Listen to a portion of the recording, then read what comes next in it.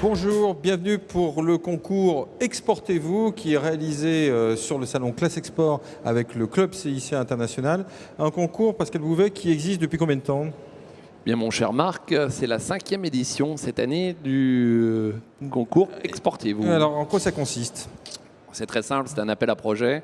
Nous demandons aux entreprises de Rhône-Alpes et aussi de l'Auvergne de nous envoyer leurs projets de développement internationaux. Nous en sélectionnons, cette année, nous avons reçu 60. Combien de candidatures ? Oui, 60 candidatures. 60 cette année, C'est bien. 60 candidatures.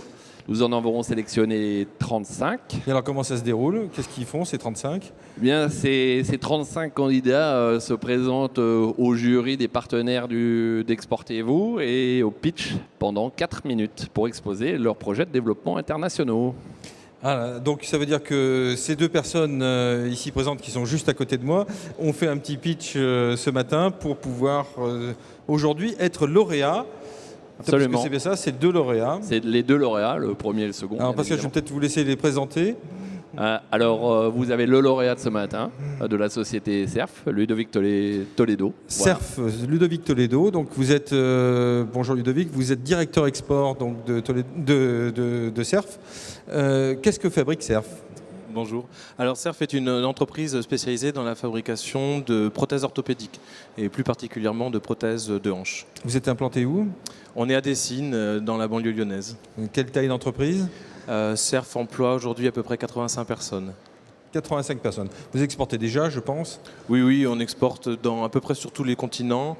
Nos principaux marchés aujourd'hui sont la Russie, l'Europe proche et puis les États-Unis qu'on démarre. D'accord. Alors là, vous étiez en train de participer à ce concours. C'était quoi la motivation ? La motivation, c'était de soumettre notre projet de développement aux États-Unis à un jury d'experts. Ça nous permettait, dans un premier temps, de vérifier que notre projet était cohérent. Et puis, ça nous permet aussi de valoriser le travail effectué, tout le travail de l'équipe. Vous exportez pas encore aux États-Unis, donc ? On débute à peine.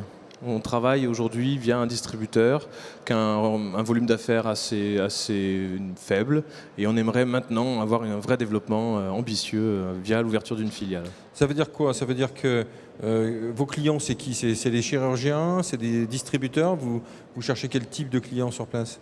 Alors une fois qu'on aura ouvert la filiale, nos clients seront les chirurgiens qui prescriront les prothèses et les centrales d'achat, les regroupements d'achat. Alors, il ne faut pas être agréé, je ne sais pas si c'est FDA ou sur le marché américain, on ne peut pas exporter comme ça, je pense, dans le domaine médical. Non, c'est vraiment pas simple. On a passé à peu près 18 mois à homologuer nos produits auprès des autorités sanitaires. Ah oui, alors c'est l'homologation FDA. C'est la vraie stratégie là pour le coup. Oui, c'est ça. Ça se planifie longtemps à l'avance. Bon, et pour vous, ça va être un gros investissement ? On parle de 3 millions par an sur les 2 ou 3 premières années. En chiffre d'affaires ou en investissement ? En investissement. Alors là, effectivement, il faut avoir le chiffre d'affaires qui va en face. Oui. Donc ça veut dire que vous voulez faire en sorte que le marché américain devienne votre premier marché, je pense, à terme. Le marché américain est le premier marché mondial en orthopédie. Nous, dans notre segment de marché, on est le leader français et même européen. Donc l'idée est vraiment de vendre en quantité là-bas pour pouvoir amortir ces investissements. Alors, est-ce que c'est vrai que sur le marché américain, les prix pratiqués dans le domaine médical sont bien plus élevés qu'en France ? C'est vrai. Oui, c'est vrai. On est par rapport aux tarifs français, on est à plus de deux fois le tarif français. Allez, on se demande pourquoi il veut y aller, Pascal. Voilà, je crois que c'est clair. Le marché est là et puis la stratégie était là. Enfin, en tout cas, elle a convaincu les membres du jury qui ont déterminé CERF comme le vainqueur de ce matin. Alors, qu'est-ce qu'il a gagné ? Parce qu'en fait, c'est un gagnant, mais est-ce qu'il a gagné quelque chose ? Je crois que, vous l'avez vu. La reconnaissance, bien sûr. La reconnaissance, bien évidemment. Mais vous l'avez vu, ce que recherchent les candidats aussi, c'est du conseil, c'est être accompagné, c'est l'esprit de cohésion de groupe, je crois, qui est l'essence même de l'appel à projet Exportez-vous.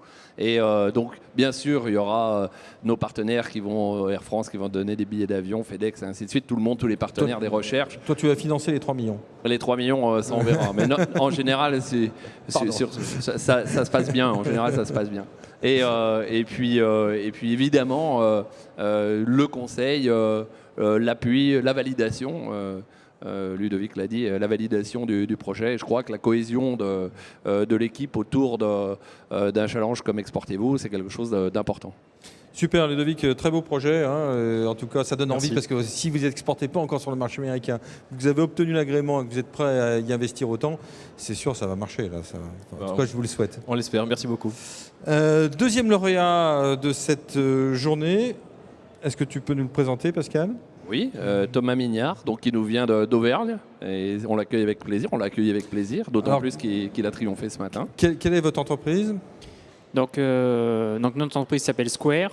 On est spécialisé sur des solutions de stockage destinées à des milieux contraignants et plus particulièrement un univers qui est certainement connu de tout le monde et très sympathique, qui s'appelle l'univers du fromage. Donc il touche à la fois des industriels, des coopératives, aussi des distributeurs. Et alors des distributeurs de tailles différentes, des distributeurs de proximité qui peuvent être des crémiers fromagers comme des grandes surfaces alimentaires. Donc alors, ça consiste. Quelle est la novation de la chose ?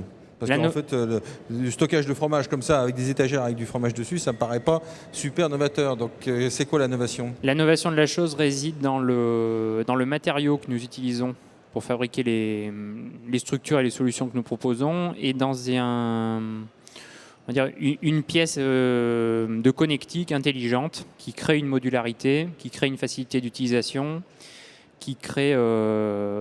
Qui permet quoi ? De retourner le fromage ? Qui permet de retourner le fromage, qui permet d'être monté, démonté très facilement. D'accord. Qui a aussi un atout de légèreté.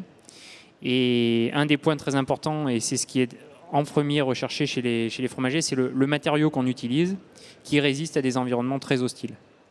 Et le fromage, c'est très hostile. Une cave à fromage, c'est entre 98 et 100% d'humidité, un brouillard salin, des matériels qui sont nettoyés avec de la soude et du fromage qui rejette de l'ammoniac. Voilà. Ah oui, on n'aurait effectivement pas du tout pensé à ça. Alors, ce qui est intéressant chez vous, c'est qu'en fait, vous êtes une très jeune entreprise, parce que vous avez été créé quand ? Donc l'entreprise a été créée au mois d'août 2013. Waouh, c'est hier. Pratiquement, vous faites déjà du chiffre d'affaires ? On fait du chiffre d'affaires, on est aujourd'hui 5 personnes, donc chiffre d'affaires réalisé exclusivement sur la France, et donc on a des perspectives de développement à l'export. Et alors vous voulez tout de suite à l'international ? Pourquoi ? Alors, dans un premier temps, l'international, on va dire, de proximité. Oui.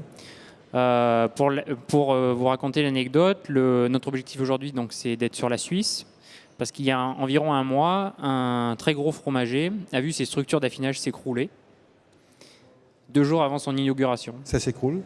Et de là, s'est créée une opportunité où tous ses confrères sont en train de remettre en cause leur matériel. Et du coup, on saisit la balle au bond et on y va. Voilà. Super. Bah, ça va vous faire grossir de façon extrêmement importante. Vous avez les capitaux pour ?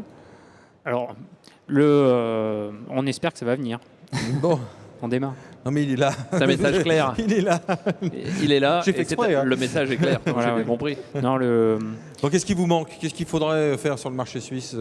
Qu'est-ce qui nous manque aujourd'hui du coup, cette opportunité-là, donc on a participé au CIAL il y a un mois. Ah oui, c'était On a été notamment primé dans le cadre de CIAL Innovation. Bravo. Et l'entreprise est donc structurée, on va dire, en back-office pour amorcer le marché suisse. Maintenant, ce qui nous manque, c'est, on va dire, la force humaine pour aller sur le terrain et prospecter dans le dur. parfait. On va lui donner un coup d'accélérateur. Ça va être incroyable. Voilà, ça va être une des pépites des années à venir. Merci beaucoup à tous les deux. Alors, bonne chance. C'est pas bonne chance parce que ça peut porter malheur. Donc, je suis sûr que vous allez réussir.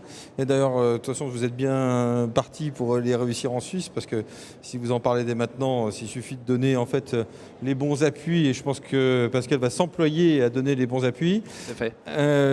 Pascal, le mot de la fin, s'il y avait une conclusion par rapport à ce trophée de l'export, par rapport à ces trophées de l'export cette année ou par rapport à ce concours Exportez-vous, quelle conclusion on pourrait en tirer ? Est-ce qu'il y a une caractéristique ? Oh ben, toujours, hein, je crois que tous les gens qui ont assisté au pitch entre hier et aujourd'hui le voient. On voit le dynamisme de nos PME, on voit le côté innovation, on vient d'en parler, et on voit que ce dynamisme est porté vers l'international. Et je crois que c'est une bouffée d'air frais pour tout le monde, et on sent que... Il faut aller chercher la croissance où elle se trouve sur les marchés étrangers. Voilà. Merci messieurs, et bonne chance dans votre emploi de ressources et de moyens financiers à l'international.